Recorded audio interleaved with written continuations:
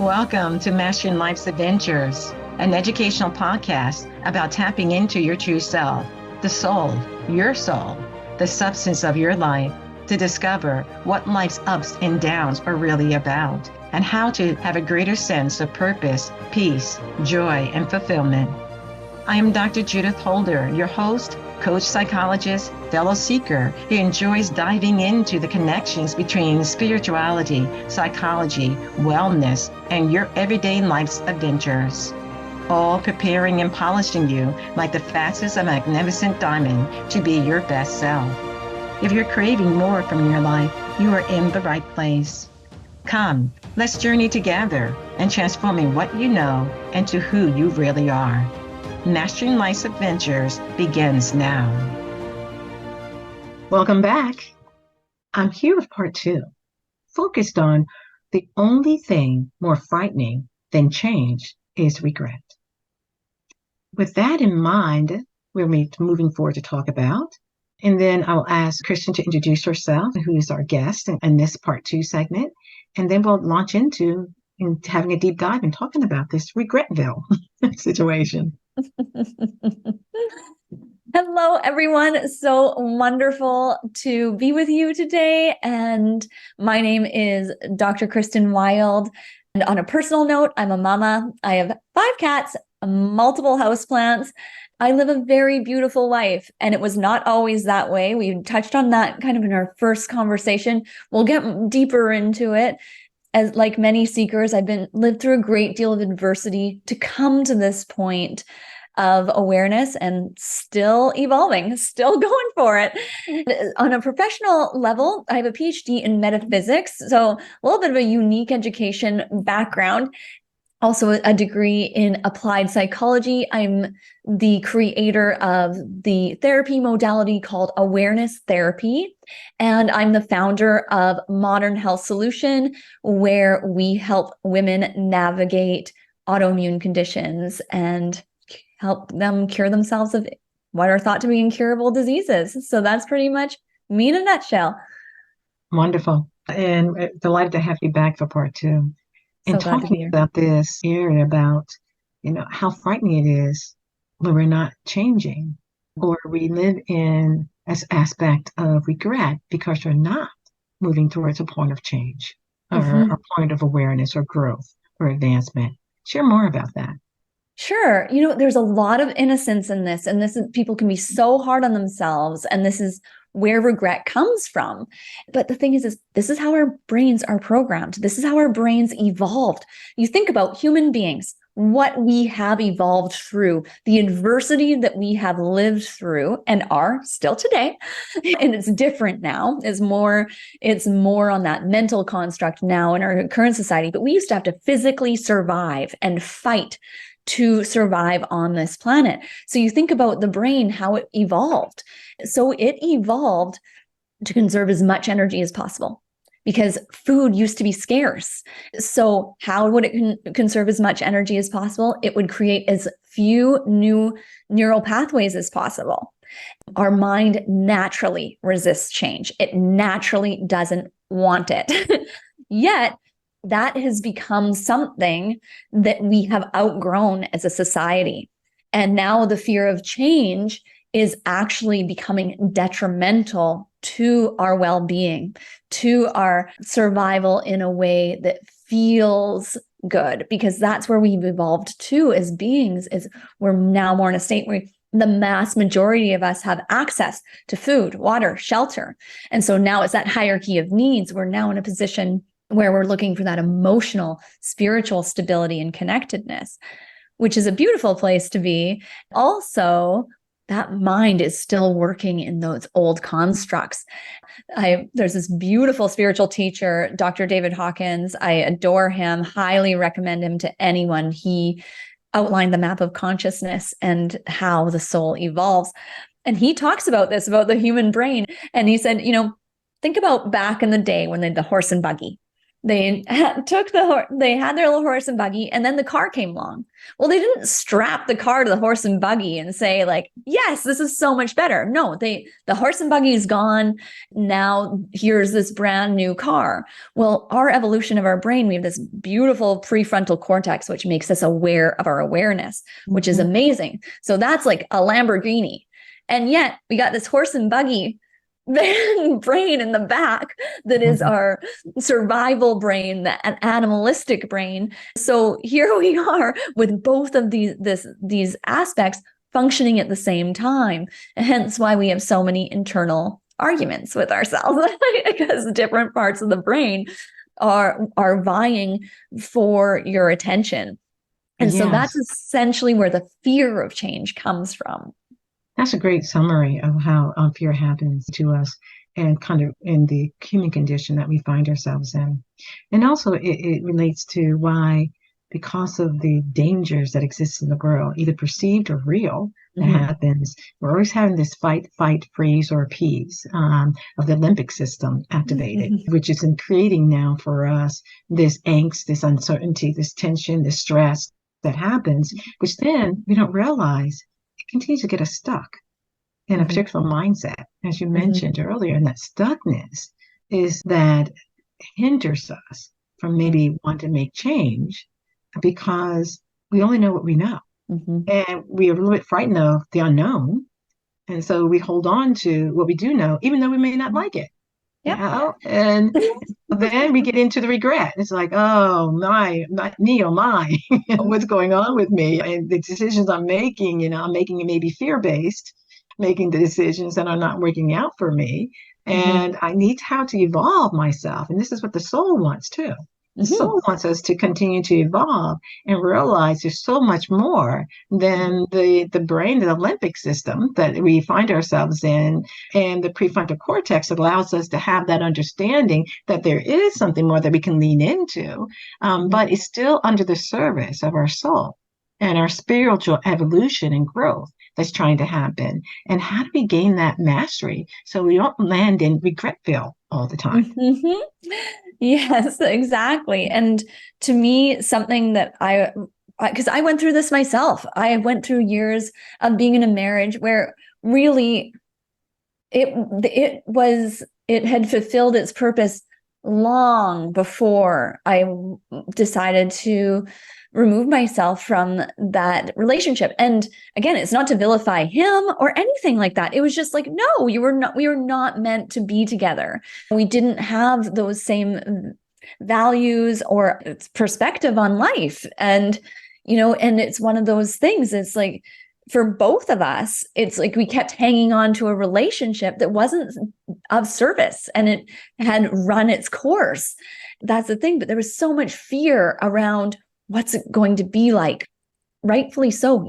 There's going to be some turmoil between getting to where you are to where you want to be. And that's where it's so difficult to take the leap because yes, it's unknown. And because for a fact, there's going to be some stress going on when you go through that transition. So something that I come back to consistently is short-term pain, long-term gain. It's worth it.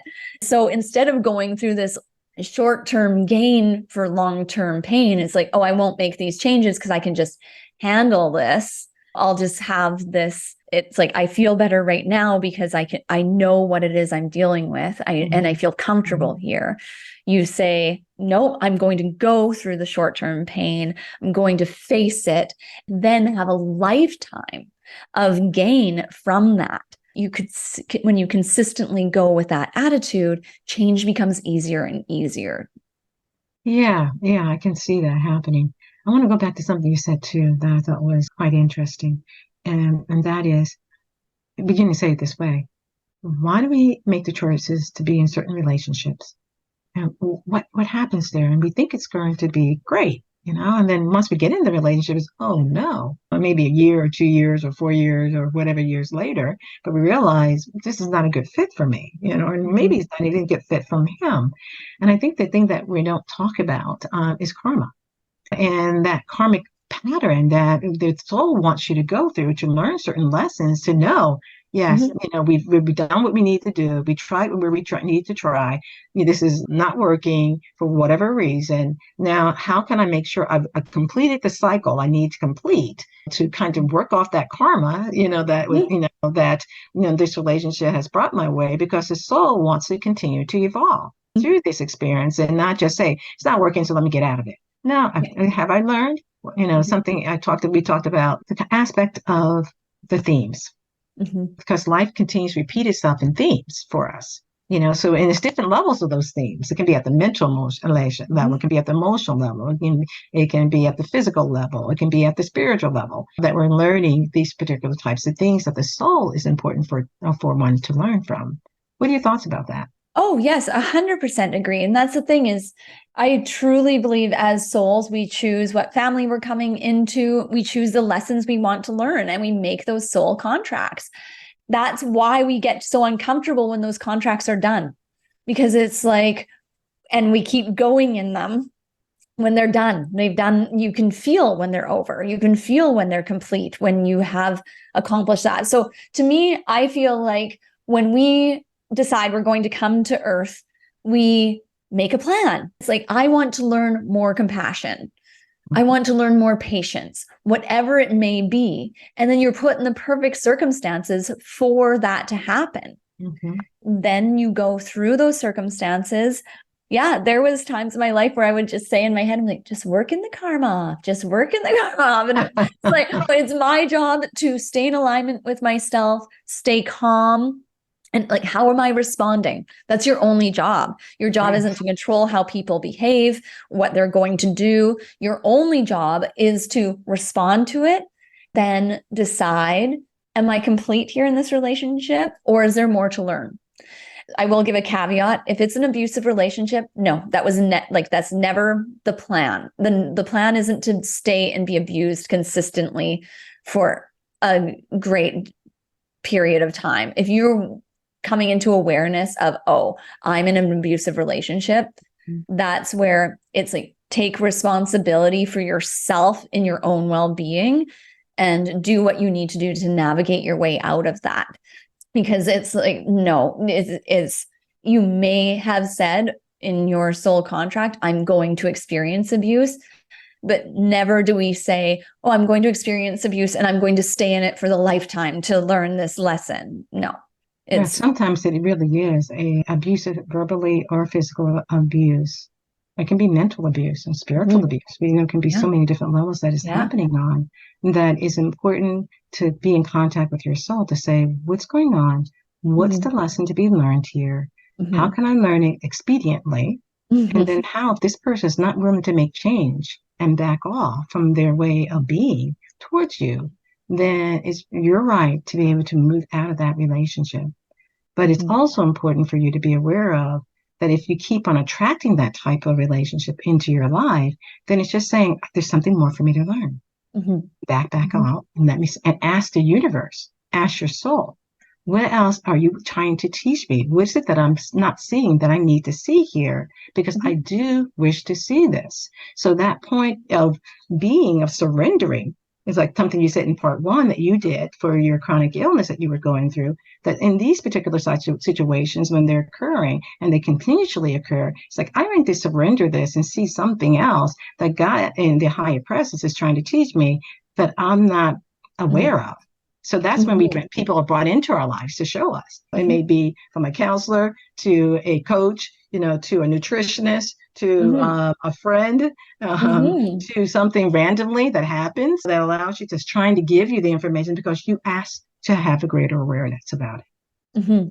Absolutely. And that's the thing too, is coming back to that, this is one of the reasons we become ill, is because we become so out of alignment with ourselves, start compartmentalizing ourselves, walking on those eggshells and trying to behave in a way that fits in with your environment instead of operating from the inside out. How do I feel? How am I in this environment? And so that's what happens, is when we continuously stay and we continuously are sacrificing our own well-being, the body will get sick. It just will. So that is a sign when you start to become ill, that things are not right, that there is some, and it doesn't even necessarily mean that you're in an abusive relationship. It could be past that is unresolved.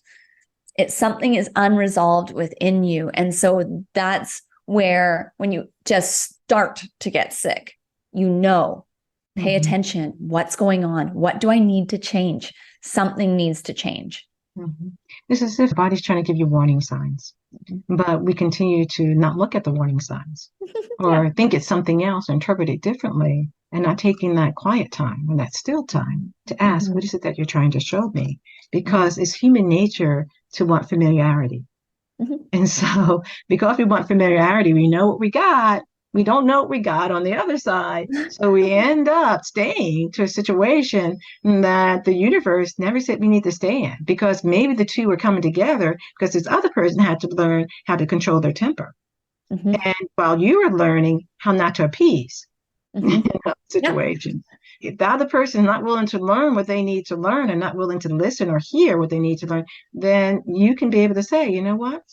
I'm sorry, I need to go. Yep. Off I go. Bye. See you never. And that's, and that's the thing is, and that's learning that. And then that person will go develop a new relationship. They will have their connection in where they're learning lessons. I think we've talked about this before, is you take yourself with you. So if you're not done learning that lesson, it will come up over and over and over until you do. You can see a lot of this in dating. These days, people are becoming more aware because they have no choice, because people are, especially women, are saying like, no, I'm not going to put up with that. And now they have the radar because they've had the experiences. Without having those experiences before, they wouldn't really know better. Right. And so now it's like within 30 seconds, you can say, oh, I see where that person is on a vibrational level. I see how they operate. And that's a no for me. Instead of taking, because often what happens is like, one more step, we'll see, one more step. And we're ignoring that internal, gut feeling, that visceral feeling of something's not right here. And then you just go, oh, well, maybe I'll see. And we start making excuses. There we are again. We end up in these relationships. It's part of it, because each time you learn more and you get to the point where you can see it within 30 seconds. You go, nope, that one's not for me. Right. And that ability to set boundaries and to be able to know what is important to you and what isn't important to is the development of your character. It's the developing of who you are, so that you're making wiser choices and decisions that are in attunement with your soul progress and your soul evolution, because the soul needs harmony to be able to evolve and grow. It needs for your ability to listen to it. And take on the promptings that is trying to move you to your greater good. And also, as I mentioned in our part one, it requires discernment too. So you're in attunement, but that requires a sense of harmony, peace, and willingness to be able to listen and call upon your higher self to guide and direct you. Absolutely. So what do you think is the keys to change, that it doesn't land you in regretville? Yeah. Well, the whole topic about regret is very interesting, because there's several studies out there where they study people that are near end of life.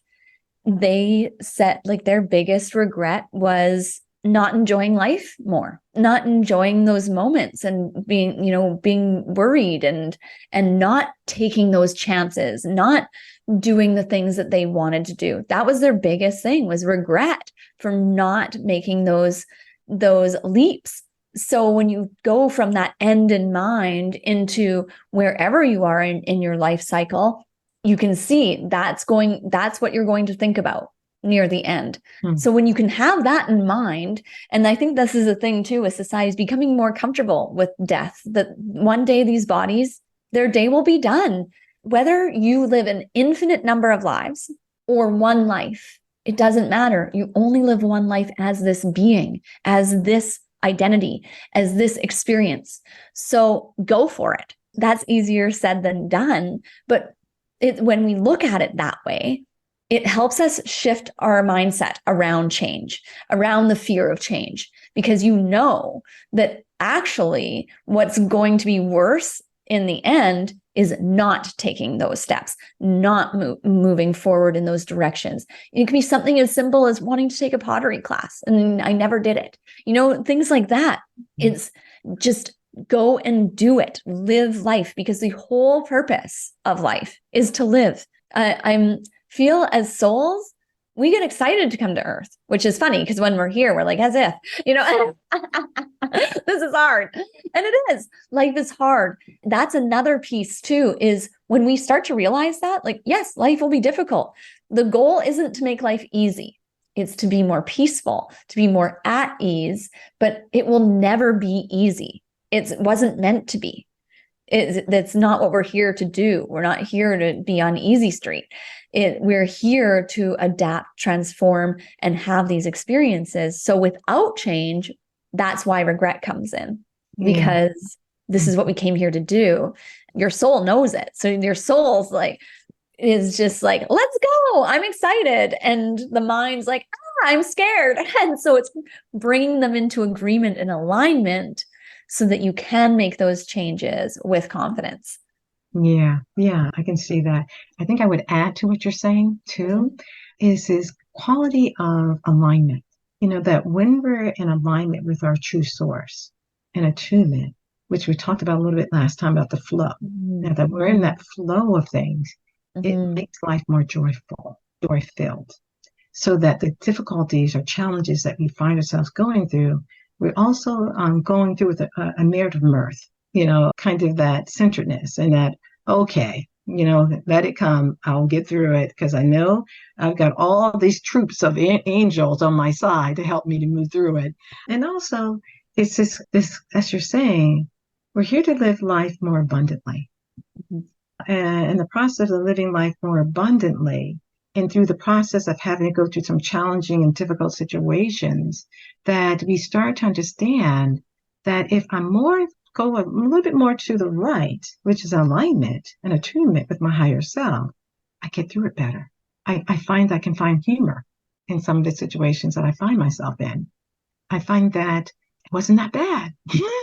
I thought, looking back, okay, it wasn't great, but it wasn't that bad.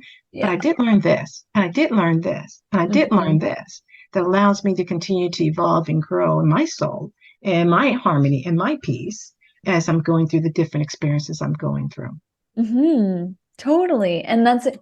You really touched on something there when we look back, it's like, oh, it actually wasn't that bad. It's like where we suffer is in the moment. And it's so funny because when we're actually going through the experience, we're not suffering. Where we suffer is in remembering it. So it's really interesting because that's a lot of what anxiety is taking those past experiences, bringing them into the present moment, looking at them, and then projecting them onto our futures. That's often, again, why the fears come up, because it's like, well, this happened, so it could happen again, or something like that could happen again. Yes, it could. Whether you're going to make major changes or not, that's a reality. So when we can face that, it's like no matter what, things can go wrong, but you handled it before and you'll handle it again. Yeah. And it does hit, when you were talking about that, the thought that came to my mind was around women who experience loneliness, which is their suffering, because of maybe a mindset or a belief pattern, that they're engaged in, and that kind of moves them into feeling like they can't change for whatever reason. But the reality is they can make the changes if they choose to do so. And even though people may give them information about how to do that, they're still not willing to do it. Have you experienced that in your work with people? Yes. And I've experienced that myself. I mean, I think we've all majority of us gone through those periods of time. And this is the thing, it's part of spiritual evolution. We go through a period of isolation. That's actually a rite of passage. It shows you're doing it. You're on your path. And what can happen is people can get stuck in a part of their spiritual evolution. This can happen in every step of the way. And that's one of the steps, is that learning, that introspection, that internal, we need that isolation period. And it can feel like no one around you gets you and that you can't connect with anyone, even if you try. And it's part of it, because you have to come to a point where you are so comfortable in your own existence, and it gives you the space to be it with yourself, to go into that introspection. From there, what happens is when you come into that place of surrender into that, you are given the opportunities. What can happen is people can get stuck in that. And then when the opportunities come out to move out of it, they don't take the steps. It becomes almost like a comfort thing where you have this feeling of loneliness and you want connection, but fear of connecting. That's innocent. It can come from past traumatic experiences. Again, it's bringing that past onto the present and then projecting it onto others. In terms of loneliness, it's again that introspection. Okay, am I now choosing this? Or is this where I'm at in this moment and it's what I'm meant to go through? Yeah, and I like the way in which you said that, because I think isolation and knowing that it's a process of the evolutionary, as you were saying, in terms of soul advancement, there's nothing the matter with that. But somehow we glom on, since I'm isolated, I'm lonely. And they can be really two separate things, because there is an awareness that loneliness is usually coming a lot from the ego persona. It wants to have people around us, wants to have relationships, wants to have. But sometimes the soul actually needs some degree of isolation to gain a greater perspective and a shift that needs to happen. And we don't know how long that's is or will be, but there's some degree of needing to be okay. With that and accepting that and not move it into loneliness, but sometimes make us feel needy that we can't, be okay with this. But why not be okay with it? And knowing that you don't have to always be about doing something. Sometimes it's about being and being centered in that and being attuned to those lessons are being learned under this umbrella of isolation. Yes. So that's the thing. And again, it brings us back to our perspective in how we're viewing the experience. I have been there, and it was not easy to go through because it's almost crazy making. It's like you feel like even when you are with people, you feel like you're alone in the room. That is part of the shift. It really is, because all of a sudden your vibration has changed, yet the people that are in your life are still the same. And so that takes time. It's a transition. If you are willing to move through that, have that experience, you're moving through it when you get to the point where you're grateful for this. And you're like, okay, this is awesome. I have this period of my life where I have a ton of time to go within, to really learn who I am. And I'm not going to have this forever. So I'm going to enjoy it. I'm going to enjoy this time of solitude. Then you get to that point, and then sure enough, when you hit that point of surrender, things start to unlock beings on your new elevated frequency that's been established, because you want to establish it. You don't want to backslide. You want to establish that new frequency and make it part of who you are. Your nervous system needs to adapt. Your body needs to adapt. Your mind needs to adapt. And that's why the solitude's important. And then the people that resonate on that same frequency as you will start to show up. You'll see blips of it here and there. And then all of a sudden you have a community of people around you. You've actually moved from aloneness to at one met. Moving from that awareness, as you get more attuned and at one with yourself and being centered in that and being comfortable with that and being active around that, you do, as you're saying, shift that vibration or that frequency in which you're on, and it allows you to attract the next set of people into your life that's there to help and for you to help them. It's mutual going forward.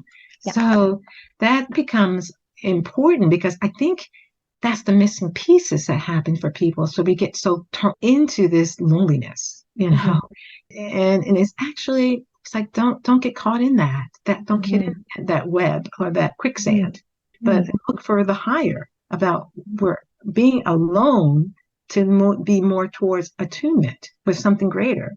And how to get that sufficiency sense within me. I can be sufficient in myself and not need so much other people or other things to make me happy. Yes. And that's it. And when you come into the state of solitude, it is often a sign that you have surrendered and that you are truly seeking joy, peace, love, those higher vibrational feelings. What happens is then you stop learning your lessons, by going through abusive relationships. Those lessons are done. Then you move into relationships where you're learning the lessons of peace, understanding, forgiveness, communication. And so when you come, and so this is the biggest thing with spiritual evolution. This is why I love the map of consciousness that Dr. David Hawkins made. And he explains it. You know what's going to happen in next stage of your evolution, so that you can see going to that loneliness stage. If you didn't know that that was part of your spiritual evolution, and it means that you're making progress, when you look at it that way, it's a lot easier to go through, because you have an understanding of it intellectually. Your mind can get on board. And when you don't know that that's part of it, it can be very painful, because it can feel like it'll never end, but it will. Right. It absolutely will. Right. It moves you out of that frightening piece. As been talking about, the only thing more frightening than change is regret. Yeah. So if we can take out the frightening piece, then we're willing to evolve and grow, because we do have that great understanding through what other people have taught us, or through our intuitive nature, or I think it was John of the Cross talks about these levels that you do move through your own awareness. And part of that is an isolation. And that part of that is getting a greater frequency, like a tune-up that's taking place. Sometimes needs to occur for the soul to move truly in its evolutionary path.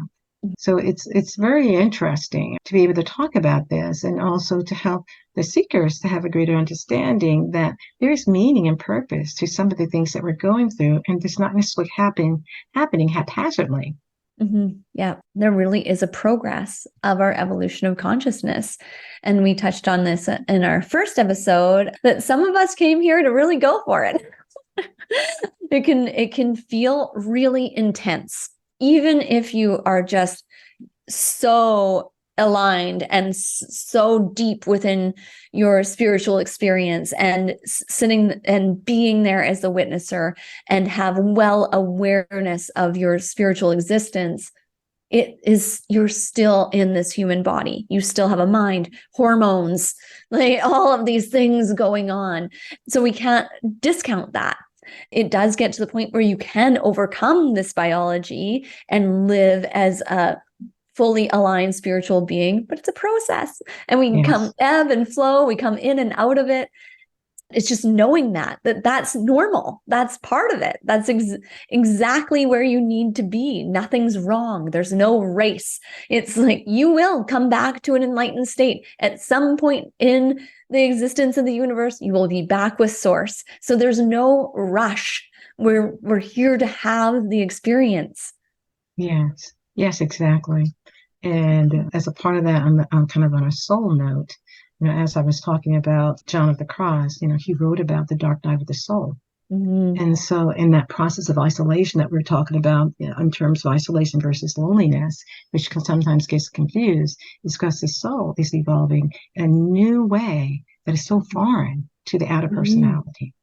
And that's where that patience and some of the qualities you've talked about, is needed, and a degree of acceptance, that's needed in order for one to continue to know that my outer mind might not know everything, but my inner self does know what's going on, and I need to tap into that. Yeah, beautifully said. So any other last comment that you would like to make from the things we've talked about or haven't talked about that would be helpful for seekers as we're kind of winding down in this part about only thing more frightening than change is regret? Yes, I would say this, that denial is an amazing coping mechanism until it's not. And so it's just coming into ourselves where we can say, okay, what is it that I'm in denial about? And really investigate that. Because underneath it all, we know the changes that we need to make to feel better, to have a more peaceful life, to progress. We know.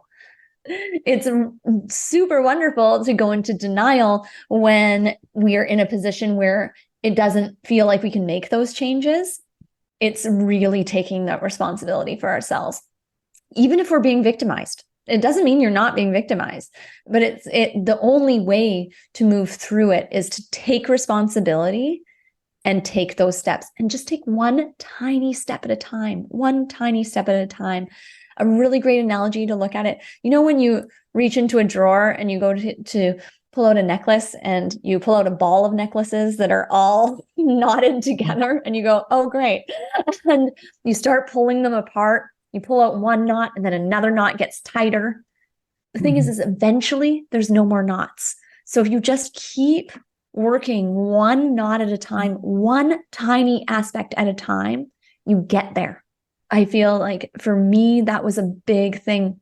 And that's what my mother said to me when I was going through a divorce. And it was so difficult. I mean, divorce is difficult for anybody to go through, right? She would just say, one step at a time, and one day you'll arrive.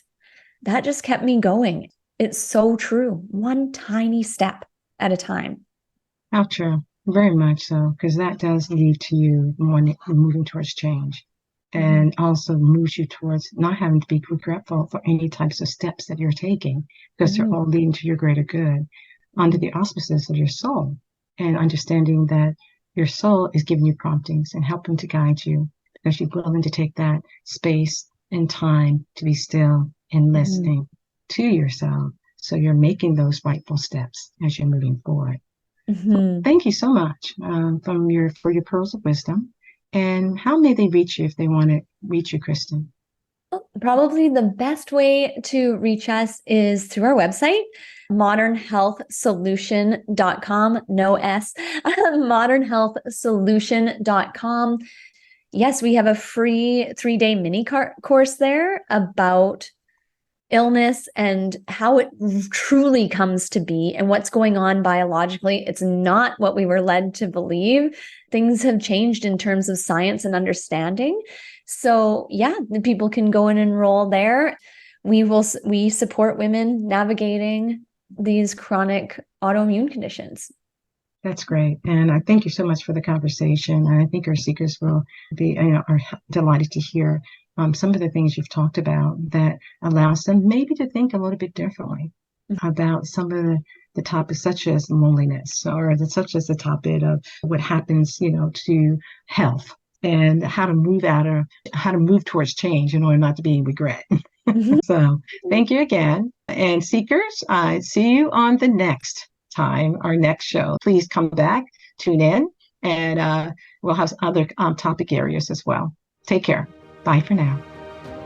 Thank you for joining me for this episode on Mastering Life's Adventures, being your best self through soul evolution. If you have enjoyed what you've heard today, I would be delighted if you would share this episode with others, leave a thumbs up, and subscribe to my Mastering Life's Adventures podcast. Look forward to your joining the next episode. Please leave any comments or suggestions you might have below. Bye for now.